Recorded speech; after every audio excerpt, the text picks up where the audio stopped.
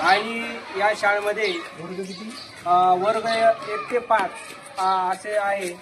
आणि आमच्या शाळेच्या संदर्भामध्ये आमचे जे विद्यार्थी आहेत ते तालुका स्तरावर वेगवेगळ्या स्पर्धांमध्ये प्रथम पारितोषिक मिळवलेलं आहे। उदाहरणार्थ हिंदद चादर हा महाराष्ट्र शासनाचा मोठा कार्यक्रम होता, त्याच्यामध्ये आमच्या शाळेतले 6 विद्यार्थी तालुक्यातून सर्वप्रथम आलेले आहेत।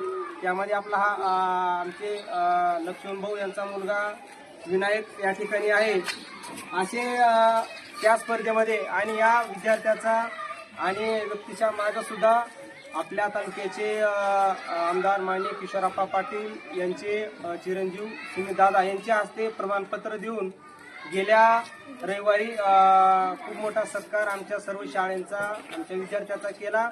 अशा प्रकारे आमच्या या ठिकाणी शिष्यवृत्तीचं मार्गदर्शन, नवोदय स्पर्धा, विद्यार्थ्याच्या केवळ त्यांचा संख्यात्मक ज्ञानात्मक विकास न करता त्यांचा व्यक्तिमत्वाला पूरक वेगवेगळे कौशल्य, त्यांचा भावनिक, बौद्धिक आणि सामाजिक विकास घडण्यासाठी वरून जे काही योजना शासनाची उपक्रम येतात त्याची अतिशय चांगल्या प्रकारे अंमलबजावणी करून आम्ही विद्यार्थ्यांच्या कलागुणांना वाव मिळेल, हे विद्यार्थी नवीन भारत कसा घडेल या दृष्टीने आम्ही सर्वतोपरी या ठिकाणी प्रयत्न करतो।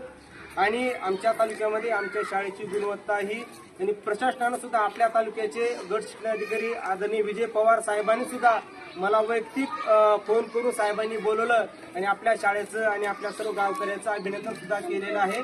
आणि आपल्या शाळेचा जो अहवाल आहे तो जिल्ह्यावर पाठवलेला आहे। अशा साहेबांनी सुद्धा आमची दखल घेतलेली आहे। आणि अशा दऱ्याखोऱ्यामध्ये एका गाव कुसाबावर दूर राहिलेली ही जी शाळा आहे ही गोरगरिबांची, सर्व कष्टकरी आदिवासी ऊसतोड कामगारांची जी मुलं आहेत ही मुलं वाचण्यासाठी, याची शाळा वाचवण्यासाठी मला प्रशासनाला, शासनाला हे सांगायचं आहे की शिक्षकांवर जो अशैक्षणिक कामाचा जो भडीमार चालू आहे, विद्यार्थी आणि शिक्षक याच्यामध्ये जास्तीत जास्त गॅप कसा निर्माण होईल, शिक्षक हा शालेय कामापासून दूर राहील, अशा प्रकारचं शासनाचं जे धोरण आहे ते अव्यवहारी धोरण आहे। याच्यामुळे विद्यार्थ्याच्या गुणवत्तेवर, शालेय प्रशासनावर आणि एकूण गावाच्या विकासावर अतिशय दुष्परिणाम होत आहे।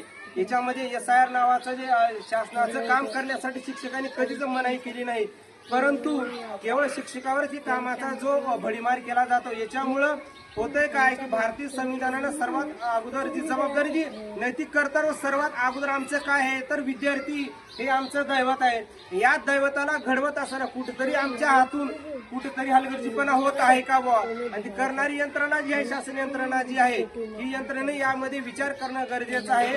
आणि आमच्या शाळेसाठी ग्रामपंचायतीच्या वतीनं, शासनाच्या वतीनं पाण्याची व्यवस्था असेल, विद्यार्थ्यांना हँडवॉश स्टेशन असतील किंवा इतर त्यांना टॉयलेट असतील, ह्या काही भौतिक व्यवस्था जी आहेत, भौतिक सुविधा पुरवण्याकडे लक्ष देणं गरजेचं आहे। कारण आमचा शिक्षक हा हाडामासाचा, प्रत्येक शिक्षक हा स्वतःच्या रक्ताचं पाणी करून या ठिकाणी विद्यार्थ्यांना घडवण्यासाठी एका कारागिराप्रमाणे तो आपलं चंदनाप्रमाणे प्रत्येक शिक्षक दिसतो।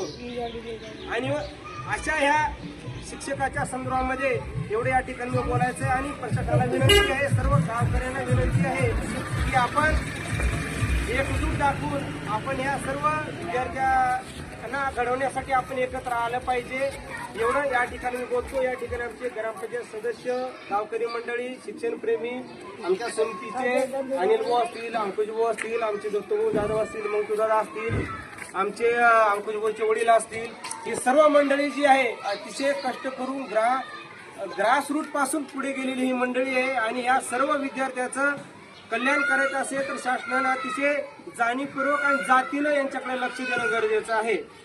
आणि या सर्वांच्या वतीनं सर्व भावना यांचं एकमत मी प्रातिनिधिक स्वरूपामध्ये आपल्यापुढे मांडतो। आणि लोकशाहीचा चौथा आधारस्तंभ हा मीडिया आहे, प्रसार माध्यम आहे, जे भारतीय संविधानातले एक सर्वात महत्वाचं पिलर आहे।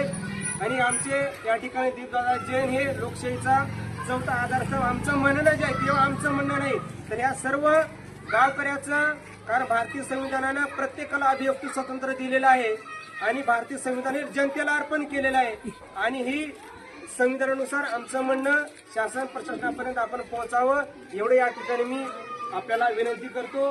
आणि या ठिकाणी मी आपण या आमच्या समस्या, आमचं जे गुणवत्ता आहे ते आपण या ठिकाणी दखल घेतली, त्याबद्दल आपले या ठिकाणी मी आभार मानतो।